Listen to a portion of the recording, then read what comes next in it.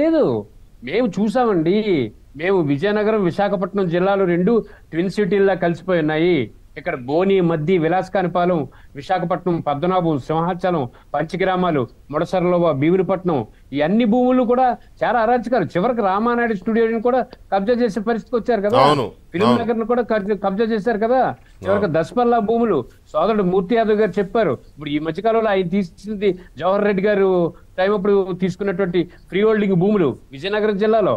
మనం ఇది అదని కాదు.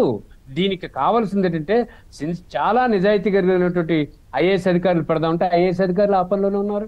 ఈ రాష్ట్రంలో 2019 వరకు యువ ఐఏఎస్ ఆఫీసర్లు, నిన్న కాక మనం చూసాం 928 ఎకరాలు ఒక యువ ఐఏఎస్ ఆఫీసరు పెద్దిరెడ్డి తాలూకా మనుషులకు రాసిస్తే ఆయనకి మళ్ళీ ప్రమోషన్ ఇచ్చి తిరుపతిలో నిమ్మని కలెక్టర్ చేస్తారని మనమే పత్రికల్లో వార్తలు చూసాం.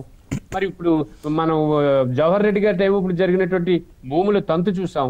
ఆ ఫ్రీ హోల్డ్ పేరు మీద జియో నెంబర్ 596 తీసుకొచ్చింది, దానిపైన ఏం జరిగిందో చూసాం. కాబట్టి నేనైతే 1, 2, 3, 4, 5 ఈ అంశాల్లో తప్పులు జరిగాయంటే పట్టుకోవచ్చు.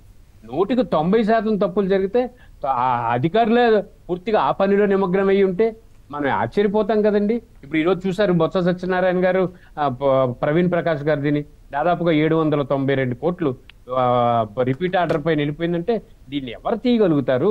వీళ్లే కదా రేపు శుద్ధులు మాట్లాడుతున్నది, వీళ్లే కదా ప్రజలకేమోని హితబోధలు చేస్తున్నది. ఎవరు ఆపగలుగుతారు? ఇప్పుడు ఈ పెద్ద అవినీతుల్లో అటువంటి వార్తలు ప్రజల ముందుకు ఎప్పుడు వస్తాయి? ఈ ప్రవీణ్ ప్రకాష్ పెద్ద తోపులాగా అందరినీ ఎవరిని పెడితే అన్ని స్టూపిడ్ రాస్కెల్ ఉపాధ్యాయుల్ని ఏడిపించి తినేశాడు కదండి. మహిళా ఉపాధ్యాయుల్ని, మహిళా డిఈఓల్ని, ఎంఈఓల్ని, ఆర్జేడీఓల్ని ఎలా పడితే అలాగా అరాచకంగా తిట్టాడు కదండి ఈ ప్రవీణ్ ప్రకాష్. ఈ రోజు ఎంత అవినీతి బయటకు వచ్చింది. అతను ఏమని ఈ రోజు సర్వీస్ నుంచి బయటకు పోతున్నాడు. ఇందాక మళ్ళీ మీరు చెప్పినట్టు రాజుగారి కోసం మాట్లాడుతున్నప్పుడు కొంత అధికారుల కోసం చెప్పారు. కాబట్టి విశాఖపట్నం జిల్లాలో ఎప్పుడూ ఎవరో కని విని ఎరుగని రీతిలో అటు డైరీ భూములు కావచ్చు, లేకపోతే